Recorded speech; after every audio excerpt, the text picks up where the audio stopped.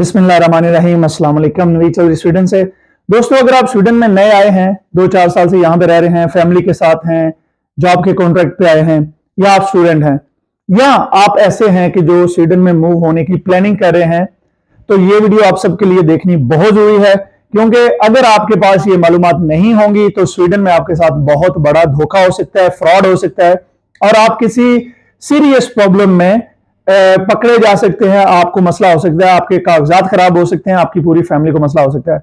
सबसे पहली चीज, जब आप यहां पे आए तो आपने एक चीज का ध्यान रखना है कि आप अगर आपकी जो बैंक आईडी है वो आपने किसी को भी इस्तेमाल नहीं करने देनी। बैंक आईडी जो है, इस पे आपके नाम पे मनी लॉन्ड्रिंग की जा सकती है, इसके आपके नाम पे कंपनी बनाई जा सकती है, बहुत सारी ऐसी चीजें की जा सकती हैं कि जो कि आपके लिए मुस्तकबिल में बहुत बड़ी प्रॉब्लम खड़ी कर सकती हैं। तो कोशिश करनी है आपने कि आपकी जो बैंक आईडी है वो कभी भी आप किसी को ना दें। बहुत सारे लोग आपको ये भी लालच देंगे। अब मैं बात करने लगी जो यहाँ पे हैं और वो जाना चाहते हैं, या आपकी स्टडी मुकम्मल होगी, आप यहाँ से छोड़ के जा रहे हैं, या कुछ लोग यहाँ पे वीजों पे आते हैं और वो किसी दूसरे मुल्क में डॉक्यूमेंट्स के लिए चले जाते हैं, तो उनको ये लालच दिया जाता है कि जी आप ऐसा करें, आप अपनी बैंक आईडी जो है हमें सेल कर दें, या आप हमसे महाना इसके पैसे ले लें। कभी ऐसी गलती ना करें, क्योंकि वो जो बैंक आईडी आपसे लेके आप उस पर कुछ करेंगे, वो उस पर मिलियंस का फ्रॉड कर लेंगे, वो उस पर पैसे डालेंगे, या कल को अगर आपके अकाउंट में जो डाले गए पैसे हैं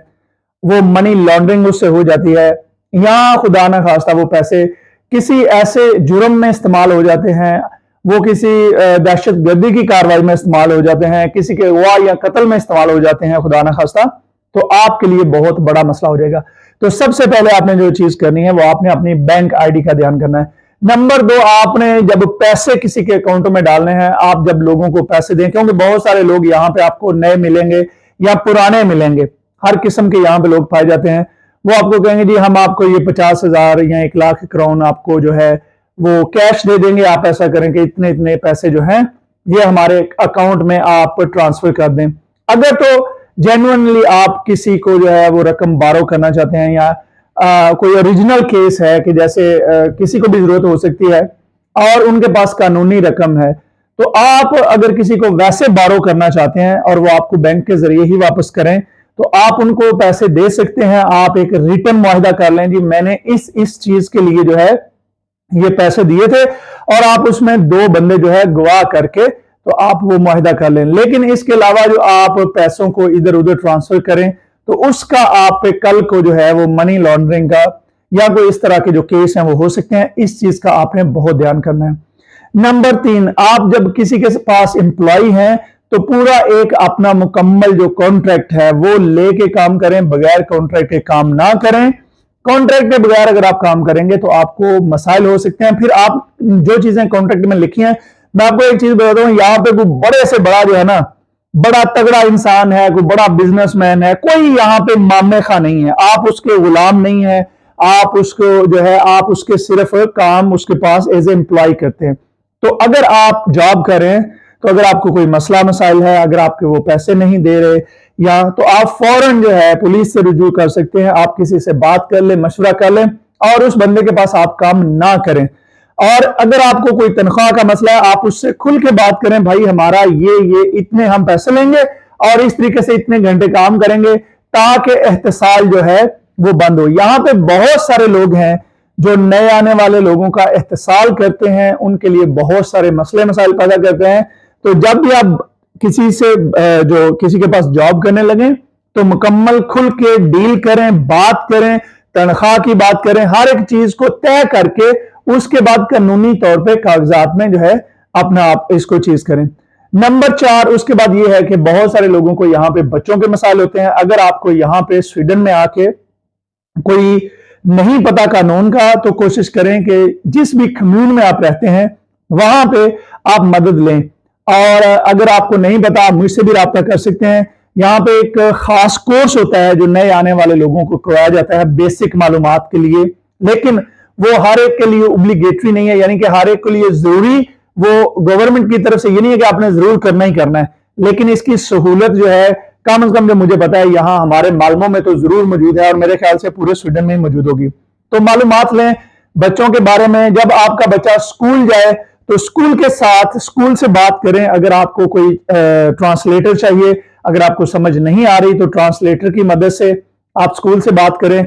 बच्चे की जरूरियात, बच्चों के कपड़ों के बारे में, बच्चों की जो बाकी एक्टिविटी के बारे में है, वो जब भी आप बच्चों को स्कूल लेने जाएं, छोड़ने जाएं, तो टीचरों से खुल के बात करें, उनसे सवालात पूछ सकते हैं। यहां पे किसी किस्म की कोई पाबंदी नहीं है, लेकिन ये याद रखें आपके मैनर्स और आपकी जुबान जो है वो क्लियर होनी चाहिए। यहां पे आप किसी के साथ गुस्सा करके या बदतमीजी करके बात नहीं कर सकते। उसके बाद आप बच्चों का ही मसला है, बच्चों के साथ ज्यादा से ज्यादा अपना कनेक्शन जो है वो बनाएं। बच्चों के मामलात में से बच्चों को सिर्फ आपके पैसों की जरूरत नहीं है, बच्चों को आपके टाइम की भी जरूरत होती है। तो अपने बच्चों को अपना टाइम भी दें और उनके साथ साथ आप उनके साथ इस तरह का रिश्ता रखें। अब वो जो आप पाकिस्तान में जब रहते हैं उस माइंडसेट से बाहर निकल के यहां पे आप अपने बच्चों को अपने साथ कनेक्ट करें।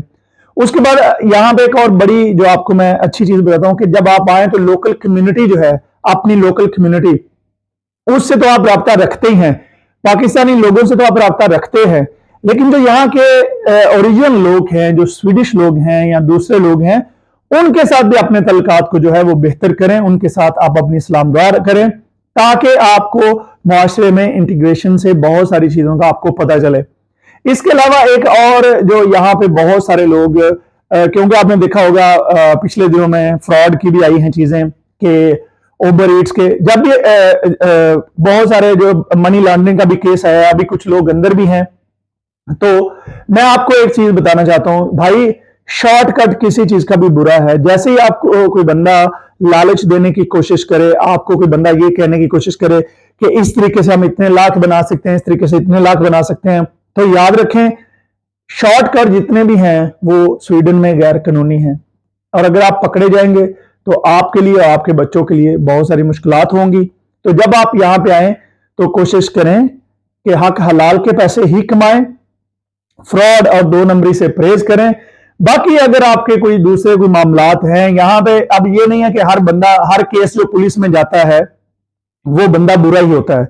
बहुत सारे इल्जामात भी लगते हैं, बहुत सारी आप चीजें भी करते हैं, और बहुत सारे ऐसे मामलात भी होते हैं कि जिनका आपको पता नहीं होता। तो ऐसे मामलात को आप अगर पहले समझें, चीजों को समझें, तो आप बहुत सारी परेशानियों से बच सकते हैं।